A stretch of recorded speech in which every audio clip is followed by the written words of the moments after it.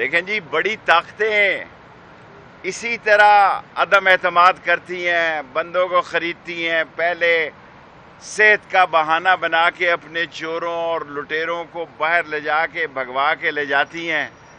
سارے فیصلے سے قوم میں مایوسی کی لہر دوڑی ہے اور ایک زندہ قوم محسوس کر رہی ہے کہ بعض گندی نالی کی اینٹیں جو کرپشن میں ملوث تھیں انہیں اقتدار کے محلوں میں لگایا جانے کی سازش ہو رہی ہے، اور یہ وقت قریب ہے۔ اگر کوئی یہ سمجھ رہا ہے کہ ہم ہتھیار پھینکنے جا رہے ہیں تو نہیں جناب، ان چوروں اور لٹیروں اور ڈاکوؤں کے خلاف آخری سانس تک لڑیں گے، گلی محلے اور کوچے میں لڑیں گے۔ اور میں تو عمران خان صاحب کو کل کہہ چکا ہوں، ابھی بھی کہوں گا کہ آخری آپشن ہمارے پاس یہ ہے کہ ہم استعفے دے دیں، کیونکہ ان چوروں کے ساتھ ملک نہیں چل سکتا۔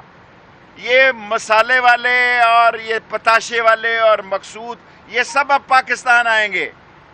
غیر ملکی طاقتیں جو پاکستان میں اپنی سوچوں کو مسلط کرنا چاہتی ہیں اور آزادی کو سلب کرنا چاہتی ہیں، ہماری غیر جانبداری کو سلب کرنا چاہتی ہیں، انشاءاللہ تعالیٰ ان کو شکست ہوگی۔ گھڑی دو گھڑی کی جیت یا ہار کا مسئلہ نہیں ہے، اصل مسئلہ یہ ہے کہ ہر کوئی اس کیس میں ایکسپوز ہو گیا ہے۔ تمام طاقتیں اس کیس میں ایکسپوز ہو چکی ہیں، اور انشاءاللہ تعالی مجھے امید ہے کہ اچھے فیصلے آئیں گے۔ شام کو عمران خان خطاب بھی کرے گا۔ میں 3 مہینے پہلے کہتا تھا استعفے دے دو، مجھے پتا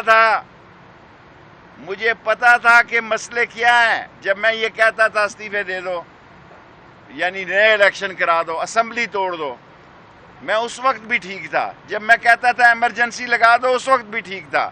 جب میں کہتا تھا گورنر راج لگا دو، میں اس وقت بھی ٹھیک تھا۔ اور میں آج بھی کہتا ہوں کہ ہمیں یک زبان ہو کے مستعفی ہو جانا چاہیے اور باہر نکلنا چاہیے۔ قوم کو بتانا چاہیے کہ ان کے اصل چہرے کیا ہیں۔ یہ کرائے کے ٹٹو ہیں، یہ وہ غیر سامراجی سنڈیاں ہیں جو اس ملک کی آزاد خارجہ پالیسی کو کھائیں گی۔ اس کے خلاف ایک ہی حل ہے۔ تمام پاکستان میں اگر کوئی یہ سمجھ رہا ہے کہ قوم کو سمجھ نہیں آئی کہ کیا ہوا ہے اور کیسے ہوا ہے اور کس طرح ہوا ہے اور کس نے کیا ہے، قوم کو سب کچھ سمجھ ہے۔